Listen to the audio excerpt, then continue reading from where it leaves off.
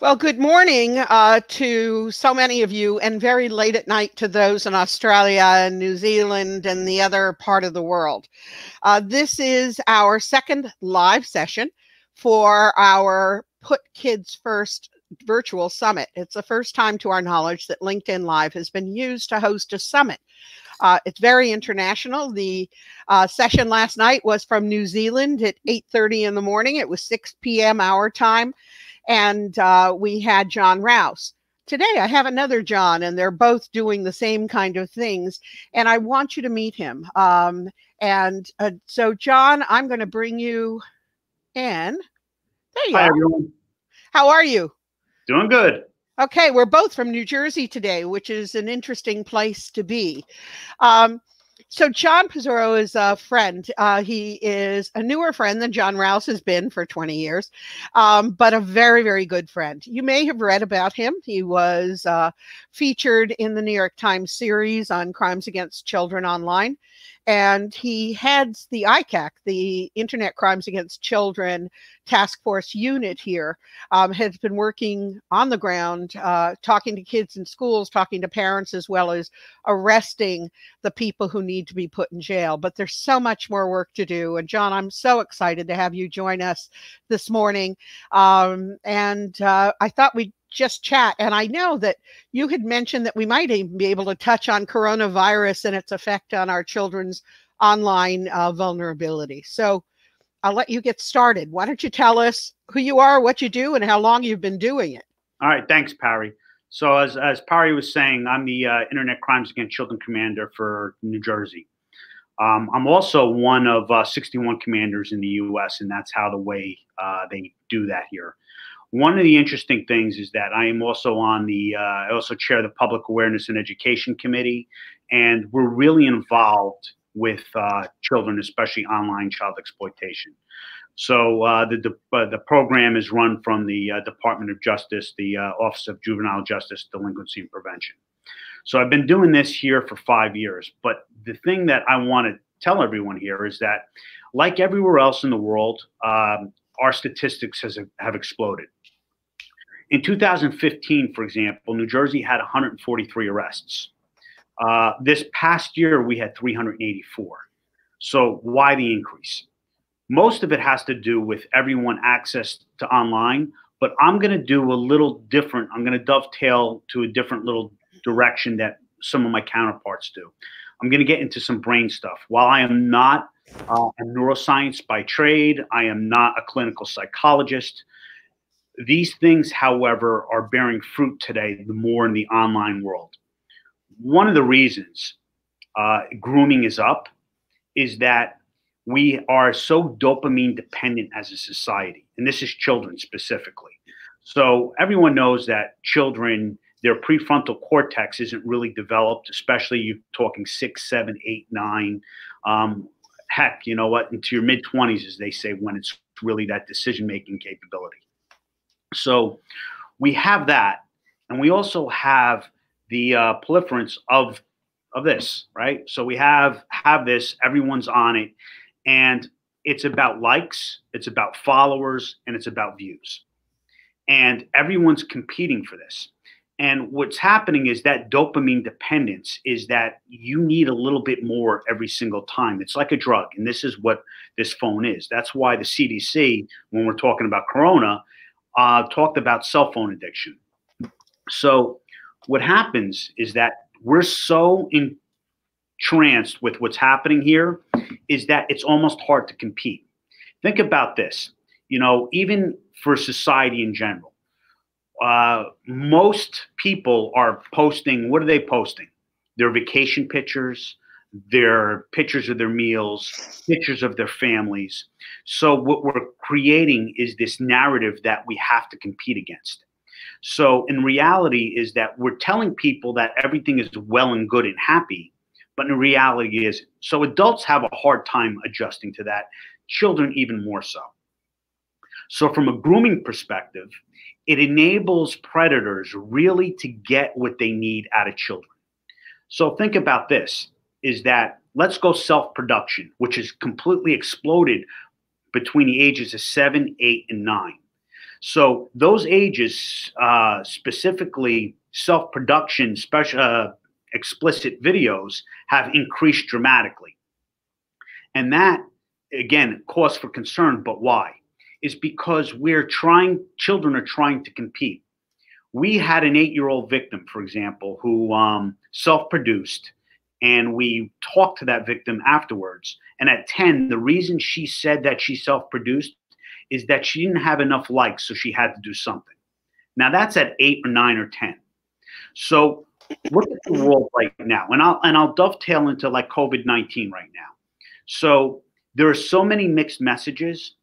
All kidding aside, there's no toilet paper on the shelves because one person posts that, hey, you know what? There's no toilet paper. Then the next person takes a picture of empty shelves. Then all of a sudden, what's happening psychologically is we have the need to go out there and get toilet paper, even though we got 75 rolls at home. So now take that to a child level. So one thing about the brain is that a lot of times when we look at things, we tend to kind of believe them, but subconsciously, we cannot tell what's real or what's not. So if I saw pictures every day of this vacation, you know, my mind doesn't discern whether that's real or not because it's a picture in your brain.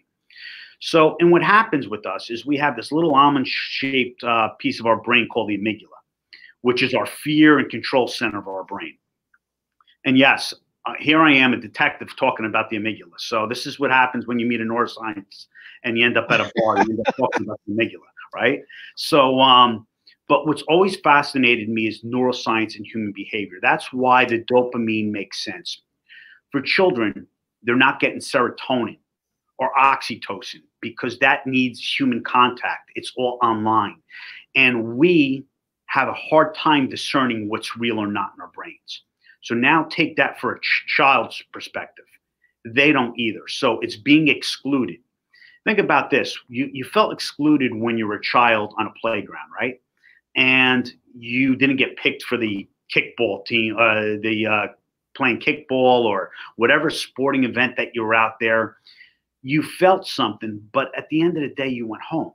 Here, this online behavior is continually. So all of a sudden, I'm not part of this group, or I'm excluded from that group. And now I'm depressed because all my relationships aren't real relationships. So this goes to a point where our relationships today aren't real, right? Children's relationships, because everything is online. And a lot of people want to say, hey, just don't share your password. And every internet safety is the same. Beware of strangers. Don't do that. But why are our children doing it? And why are they doing it at such an exponential level? And that has to do from a neurological perspective, is that need to compete and that feel to belong. And children don't have an identity. And this is what happens is we lose our identity with this phone, right? We lose it because we are a profile. We are whatever we put up there. You know, think about our social media life as opposed to our resume. We're writing the best things that we can, the most flowery things, and we're keeping all the other stuff out of there, right? So now it's very hard when you don't get that feedback and those likes and that acknowledgement. I mean, as an adult, I have difficulty with that. Never mind an 8 or 9-year-old whose mental acuity is so fragile because of whatever society they think they need to belong in. So the pressure for a child today is greater than it ever has been. That's why there's such an exponential increase of all these cases. So you have self-production. And to even go forward is that, think about this. So we get cyber tips from the National Center for Missing and Exploited Children. All right. The cyber tips have increased dramatically, but we're not getting tips from, let's say, Apple because of end-to-end encryption. So all our iOS devices, we're not getting tips from. So can you imagine the amount of sexual abuse material that is happening just even on iOS devices? So when I talk about the word used to be child pornography. We used to talk about that.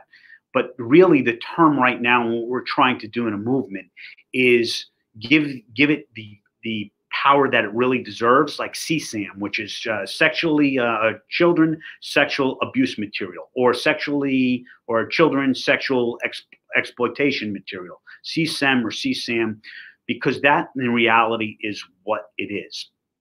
So I'm going to give you the mind of a predator right now in what's happening from the social engineering aspect. So I explained the brain a little bit. Children are very easy manipulated. So today, most people that are looking for children, they're targeting children that don't have a lot of likes, that don't have a lot of followers, views. And that's how it's easy manipulated, because it's about that attention. It's about that dopamine. So now I'm going to give that person feedback, that child's feedback. I'm trying to give that person that that feel good chemical that, hey, you know what? That's a cute photo. Oh, that's really nice. So now when you have someone that doesn't have anything and everyone else has something, it creates momentum. Kind of like that COVID-19 and what's happening today with society. Everything's social media driven today. And because we can't discern what's real or not, what happens is that we tend to, and forget the political thing aside, whether you're conservative or Republican, we tend to want to listen to our own viewpoints. So we tend to join groups that support our belief system. So children are no different. So now all of a sudden I start talking to someone who I don't know, but that person's supporting me. It's very easy for me to get manipulated by that person. So there's also a thing neurologically in rapport, what they call about matching and mirroring.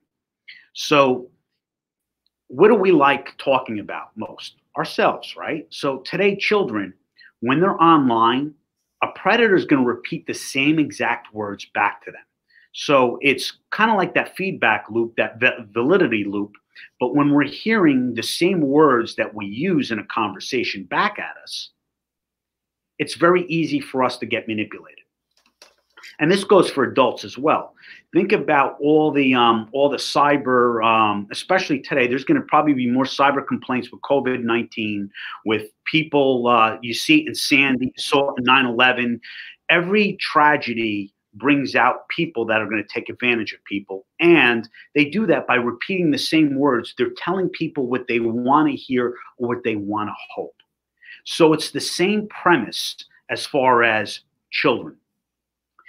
Repeating the same words back to someone that someone's repeating back and looking to hear, that's what they're doing that, because we're at a state of panic, right? So when children, they're in a state of panic because they don't have the friends or the social influence that everyone else seems to have. And let's face it, all there are children, everyone thinks that they have more than they have. It's kind of like we look at, wow, you have a really amazing life. You're going here, you're going there. But what you don't see is you don't see all the negative stuff because they're only posting this fake positive stuff. So we're actually creating expectations for our own selves, adults as well, that we can't even compete with. So we're trying to compete with that. Now our children are trying to compete with a life that doesn't really exist. So that's what gives criminals the ability to really maximize people, because people want to believe that there's something more and that something good going to happen to them. So for me, as a criminal, to introduce that makes it a lot more difficult for people to sort through. And like I do a lot of talks about that social engineering aspect, especially when we do undercover chats. It's all human behavior based. And let's face it, and this goes back, let's go from a fraud perspective, selling the Eiffel Tower or the Brooklyn Bridge. This has gone through society forever. The thing that has changed is this, because that's where our lives are. And it's not real because we can't discern that, but our brain believes it's real because that's the way we capture pictures. You know, John, this is fascinating. And I mentioned, and we'll be mentioning more about your mindfulness work and your brain chemistry and how we think. And I think in the end, this is going to be the the way that we can move forward and make sure that everyone's going to be safer is getting to the root of the problems. But you mentioned Corona, and a lot of us are looking at ways to make sure that your home access is more secure while you're trying to work from home. But few are talking or thinking about the effect of the coronavirus and the social disruption, the fact that our kids are home from school, the fact that we may not be home from work and our kids are nervous and their friends aren't around and they're isolated. And what does that mean for their safety and making a more fertile ground for the internet sexual predators? Well, now you figure everyone's home, right? So everyone's going to be online and people are going to get bored. People are going to take even more suggestive photos. I would imagine with everyone home is that our cyber tips will increase because everyone is now, that's what they're going to do. From a child perspective, that's why it's important to go outside. It's important to do other things. And though just the way the brain works, even journaling and writing things down changes the way your brain thinks, even from a mindfulness standpoint. But the panic and hysteria is what creates it, that narrative. And today, children, that's what they're going to do, is they're going to spend all their time online because now they can't even see their friends in school. Their academic is now virtual. Every single thing is virtual. So that means their screen time, which is inordinately already high, is now even more high. And yeah, you can have your firewalls, you can go through your VPNs, you can make sure no one hacks your computer in essence, but because your online activity and because of your behavior, you're unwittingly going to let people in that'll victimize you. So I think that's the issue with COVID-19 or any tragedy or any national emergency creates. It creates that narrative is like, oh my gosh, what I'm going to do. And what do we fall back to what we're comfortable with? Years ago, when we're stressed, you know what, maybe I eat some Baskin Robbins ice cream, right? So, but today it's this, because this is what we're getting. So what do we do? Let's binge watch, a whole season. But what we're doing is we're staying in a world we're not real, where our brain is just trying to compensate for things that are happening around us. So, I mean, me personally, like this time, especially for children, this is a good time. And this is how again, a reframe is you can have time to spend outside, to go walking. The idea is that you have a lot of time now because things have happened that you can't change, but what you do with that time will actually impact you. And that's why it's the healthy activities with your children. And let's face it. So one of the byproducts of a busy society is the breakdown of the family unit, so to speak, is because parents and adults aren't spending time with children. Now we're forced to do that. I look at COVID-19 as a way is that it's going to force a family unit to actually interact together instead of being on your devices. I said this before in one of my other talks. I was out to eat, and for 1 hour and 52 minutes, a family of 5 sit down, a 4-year-old, a 6-year-old, an 8-year-old, the 2 parents. I have some better things to do to time people, but what I was curious is 1 hour and 52 minutes, there was no conversation between all 5. It was just talk to the waiter and everyone was on their phone. That dynamic is very easy to manipulate every single one of them. And now with COVID-19, rather than everyone sitting watching the news and watching their phones, imagine going out and playing catch with your kids, or actually going out and taking a walk. Being quarantined doesn't mean you can't go outside your house.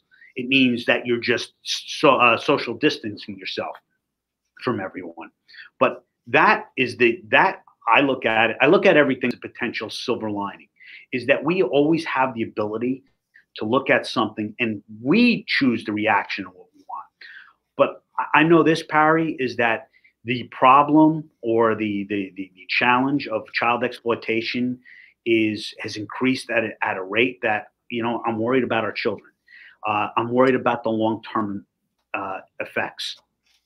especially advocacy centers. So now you have advocacy centers, and they have to deal with children that are victimized.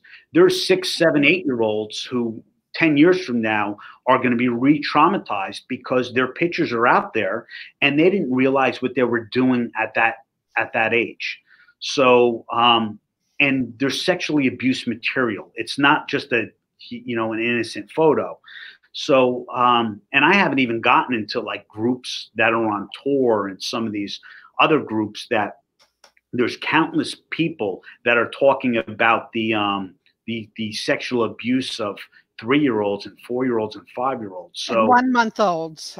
We worked a case in Greece. I mean, it's the kind of thing that regular people, mainstream people, have no idea goes on. Yeah, and here's the thing. I promise you this, and this is why the education awareness is so important, is that we can't arrest our way out of this problem. We can't. And the only way we can do that is implement it. And honestly, when I was a kid, we all had health class, right?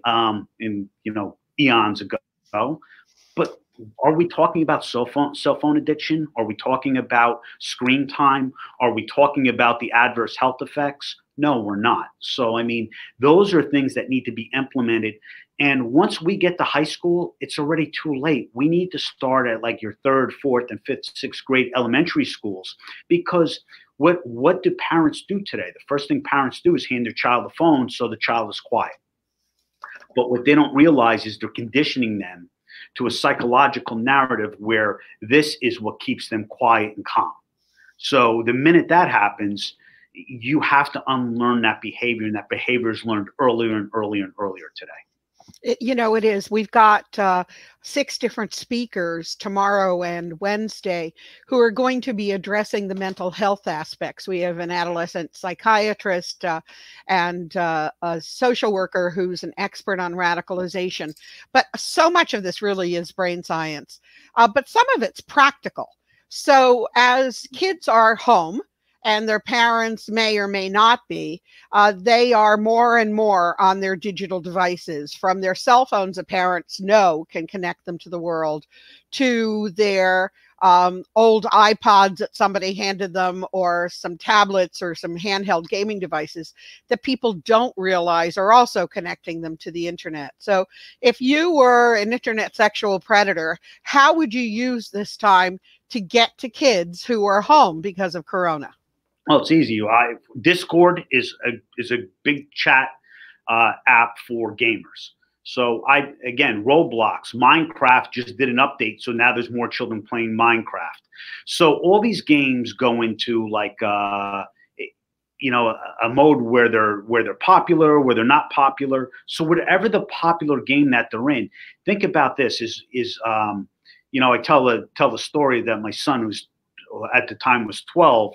I'm like, Colin, who you talking to? And he's like, Dad, don't worry about it.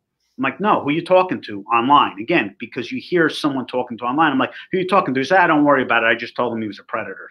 Leave me alone. I'm like, oh, great. So now that perspective. But the idea is that these games are just wherever your child is where a predator is going to be. It's just going to a park. So whether it be Minecraft, whether it be Roblox, I mean, every single game we've arrested someone at. Dating apps. I can't tell you the TikTok. Every single thing that a child is going to be on, whatever the most popular app that's out there, there's going to be predators there, because that's where your kids are. So wherever your kid is, there's going to be people there. And don't get, oh, I don't know this app, or I don't know that app, or I don't know this game, or I don't know that game. We get too caught up in the actual physical app instead of the behavior. Any app that's anonymous, and this is one of the challenges too, anywhere I could sign up and create my own screen name, create my own fake email address, and then just be a member is problematic. So there is no identification for these games. There's no authentication. They're not getting your age. You're not getting your driver's license. So with that comes problematic. Hey, everyone wants privacy, but that privacy enables predators to then take advantage of people, then we have to try to find afterwards. So again, like from a law enforcement perspective, and even end-to-end encryption, we don't do anything without legal process to begin with. So we're taking complaints and we're looking for warrants or subpoenas based upon what someone's doing. So therefore, that's something that people have to really realize. It's a real threat. It doesn't matter the game.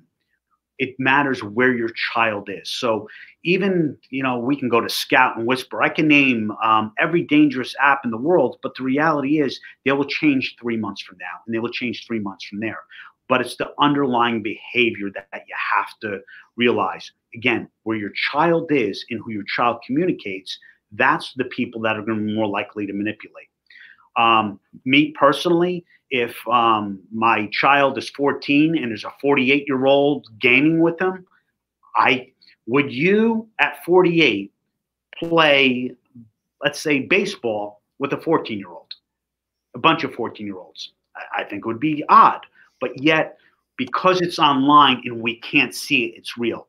So to digress back to my original point, and that's with the brain science, is what we can't see and touch, we automatically become more believable of.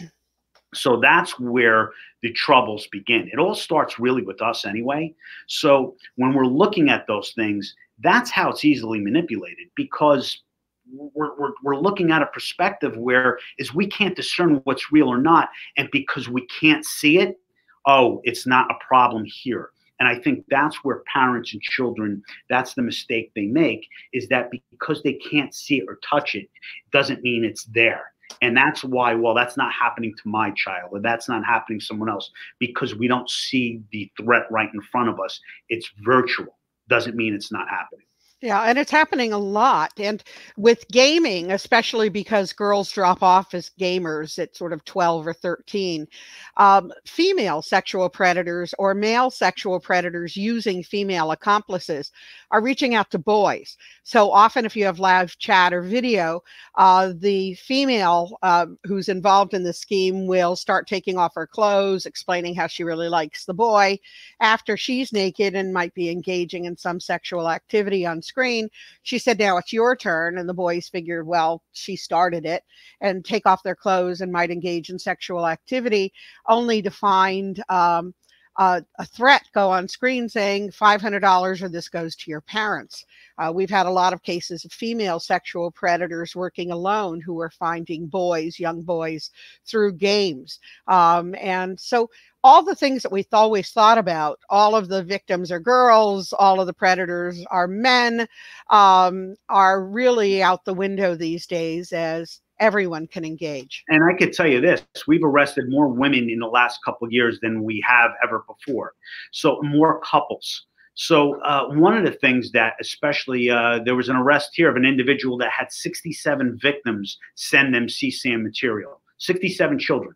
Reason for it, he gets one video of a 10-year-old, sends that video to another 10-year-old as that person, and that person reciprocates. So that's one of the things too, is that people say, hey, this is okay. And someone sees that, well, it must be okay. Prefrontal cortex, decision maker, I'm addicted to the phone, boom, I make the video and then I send it. But we're having a lot more females involved, specifically even with males doing that. Going even forward, we have individuals that are paying law enforcement, undercover law enforcement, to have sex with 10-year-olds and 9-year-olds, but there are couples that are involved. So there was a case even in Tennessee where the same type of thing happened, where adults had possession of children and they did the same thing. So again, this is becoming more problematic. But what happens is that we don't, as a society, want to talk about it. We want to say to the law enforcement, oh, guys, you guys are doing God's work. We don't want to hear about it. We don't want to look at it. The reality is it's a really systemic problem. And it's not just impacting the children. And you talk about the mental health. And if I can, is that impacts law enforcement, your advocacy centers, all the people that are out there helping victimization. And that's why I created a nonprofit called the Integrated Wellness Foundation. So if you go to iwellnessfoundation.org. It's a nonprofit to provide resources and training for those people that are out there helping. Like I like to say, it's helping those who help. So the idea is that we're going out there trying to help all the individuals that are on the front lines, that are giving everything they have to protect children. Because honestly, our children are our future. It's our responsibility to make sure that we protect them in a way that we can protect our society down the road. You know, John, I really appreciate you joining us. There are two questions I want you to answer. One is, what can we do? I mean, I'm in New Jersey. I run a big nonprofit that's been doing this for 26 years, but I'm also a grandmother. So tell me what people like me and all of those who are watching who are not law enforcement and not involved as professional stakeholders in this, what can we do to help you and to help our kids? Well, communication, number one. Secondly, screen time. All your new phones, like my iPhone, gives me a report on screen time, reduce screen time. You could put blocks on these where it says, okay, 2 hours of screen time, and that's it for the week. Again, it's about monitoring. It's about having conversations, about being present. So I think that's the most important thing that we can do, is not put our head in our sand, realize that there's a problem out there, and have communication with our child. But more importantly, reduce screen time. I think that's the biggest thing that biggest advice that I can give to anyone, that communication. It's great. And what is your hope for the future, and what is your fear for the future? My fear for the future, I'll start with fear, because then I would like to add with a good note. But my fear is that we're down a path where everyone's so addicted that I don't see the end in sight, is that the numbers have increased by 200% and they keep increasing. And the more access to these devices and the more we become enthralled with it, the more lives are going to be ruined and impacted. My hope is that we see this, and like anything else, we take action. Look, COVID-19 is an example, and I'll use that since it's happening right now, is that we as a country, right, we see all these things that are happening, and right at first it's ridiculous, then it's denial, but then we rally. I think in any national emergency or tragedy, right, the American people and people in the world, everyone has resiliency, and everyone needs to do that in order for us to get over any type of emergency or problem. So my hope is that we see that for what this is, and that we do the same thing. You know, you and I are both within spitting range of Ground Zero. And you were probably involved in some way. I was heavily involved with the White House and our teens involved there, and working with families of those lost. And this feels during Corona now, with all of us at home and trying to refocus on family and what's important while we find social distancing. It's an opportunity for us to fix things, to recalibrate, to turn around and say, you know what, let's play a board game. Let's do a puzzle. Let's watch a movie that isn't streamed. Let's disconnect a little bit so we can reconnect as families. And I think it's that opportunity. John, one of the reasons I love you, other than the fact that you are so good at what you do, is that you see the larger picture. You understand the mental health aspects of all of this. You understand the addiction and overuse and the focus on digital instead of real life. And in the end, that's where our solutions are going to come. Well, hopefully you continue to arrest part of our ways out of this problem. So if anybody's in New Jersey or in the range of New Jersey, look out, because John's around and you don't want to be in his crosshairs if you're on the wrong side of kids. But thank you so much, John. I'm excited. We're going to work together with you. I want to support your nonprofit. It's so important that those who are the caregivers receive the care they need. So when you get on a plane, they tell you to make sure you put your oxygen mask on first before you put it on your child. And that's to make sure that you both live. In the end, unless we make our caretakers safer and help them get through this, they're not going to be able to help us. So it's a great NGO, and whatever we can do together, you know, you've got me on board. Yeah. And then for anyone else out there, if you have any questions, I'm on LinkedIn. If you need any help or resources, or for me to point you into someone else. I mean, the one thing about the ICAC task force is that we're an organization that's like a family. And the idea is even to my friend from Australia, John Rouse, I mean, we're a global community and we're here to help and serve everyone. Well, thank you very much. We're going to set up a number of sites where as people watch these videos in archive form, recorded wherever they are in the world, they'll be able to ask questions. I'll make sure we field those to you as well. And in the end, it's up to all of us to make sure that all of our children are safe. And I'm happy you're at the helm. All right. Thanks, Parry. Thanks a lot, John. Be good, be well, and hopefully you have enough toilet paper. Yeah, hopefully, right? I know. Thanks. Thanks. Bye-bye.